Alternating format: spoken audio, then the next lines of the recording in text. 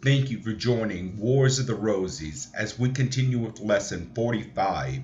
These ought ye to have done of International Esoteric and Illuminated Bible Lessons by R. Swinburne Clymer. International Esoteric Bible Lessons prepared for the Sunday Schools of the Church of Divine Illumination. Matthew chapter 23, 13th to 25th verses. Golden text. These ought ye to have done, and not to leave the others undone. The Pharisees worshipped to be seen of men, and they paid their tribute to the temple, and brought gifts of anise, mint, and cinnamon.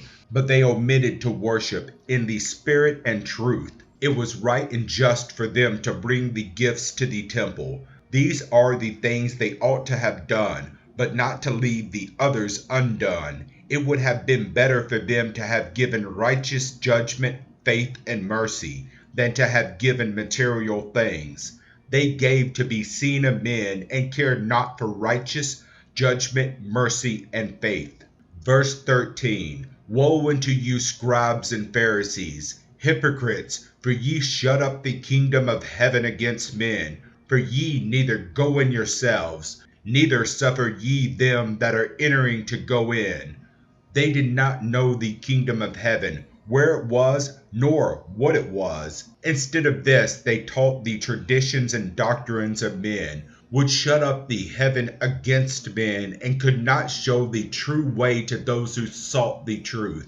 Verse 14. Woe unto you, scribes, Pharisees, hypocrites! For ye devour widows' homes, and for a pretense make long prayers. Therefore ye shall receive greater condemnation. Dishonest men, teachers and pretenders, who pretend to be honest, truthful, and sincere, bring to themselves greater condemnation than they give. The law and justice they mete out to others returns back to the soul of the giver.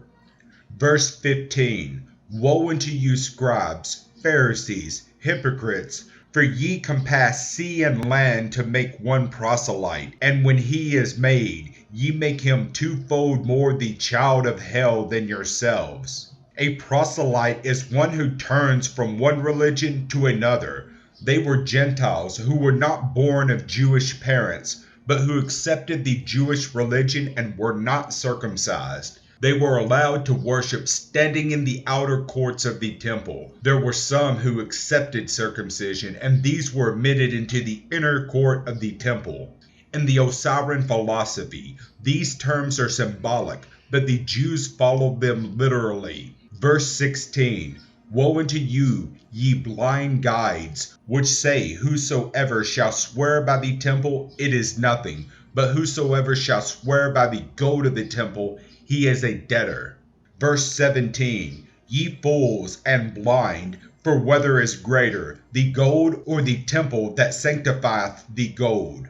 This the same teaching that man may sin with the body, or the temple, and then pay with gold for sanctification and the forgiveness of sin. If the soul is pure, the temple is pure, and gold cannot purify nor cleanse from sins the evil body, but the pure body purifies all the material needs we must use. Verse 18. And whosoever shall swear by the altar, it is nothing, but whosoever sweareth by the gifts that is upon it, he is guilty.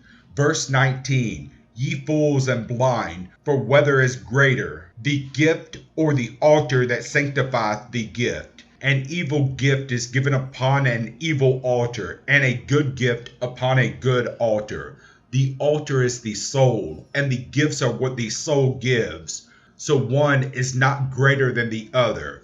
Verse 20. Whosoever therefore shall swear by the altar, sweareth by it and all things thereon. All are the same. If the altar is clean, all things thereon are clean. Verse 21. And whosoever shall swear by the temple, sweareth by it and him that dwelleth therein.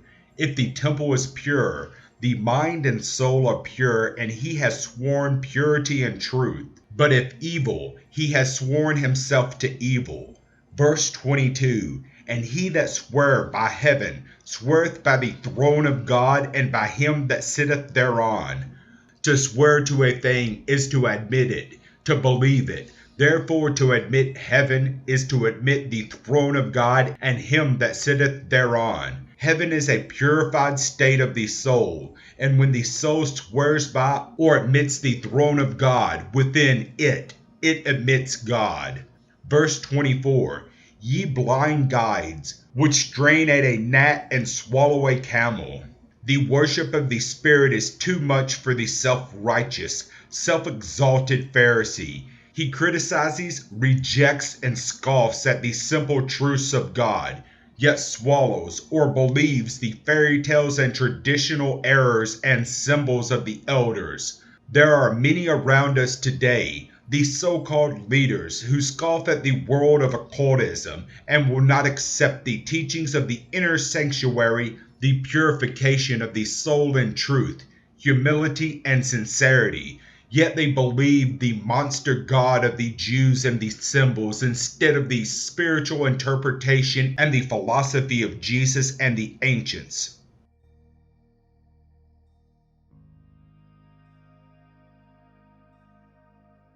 Thank you for watching, and please don't forget to share, like, subscribe, and comment. And if you can, please consider donating to Wars of the Rosies. Links to PayPal and Patreon are in the description. Thank you so very much.